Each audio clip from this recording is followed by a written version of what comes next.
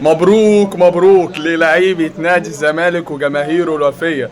ألف مبروك لينا كلنا، لجماهير نادي الزمالك وكل الناس اللي بتشجع نادي الزمالك. الحمد لله ربنا كرمنا النهاردة علشان الناس دي ما تتعيطش ولا تزعل وما تروحش زعلانة.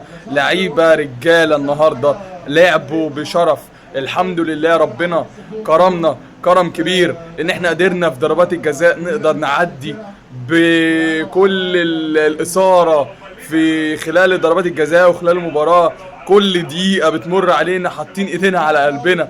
مباراة كانت صعبة صعبة صعبة، الحمد لله ربنا وفقنا في خلال ضربات الجزاء. ويعني حاجة كبيرة جدا جدا جدا، مكافأة من ربنا كبيرة جدا ان احنا ناخد كاس مصر السنة دي بموسم كان محبط، والحمد لله ربنا كافئنا ببطولة زي دي. ببارك وألف مبروك لجماهير نادي الزمالك الوفية وجماهير نادي الزمالك ولاعيبة نادي الزمالك، وبشكر كل الناس اللي بتتابعني، وبشكركم على كل التعليقات الجميلة اللي بتبعتوها لي، وكل الناس اللي بتتابعني بشكركم جدا جدا جدا.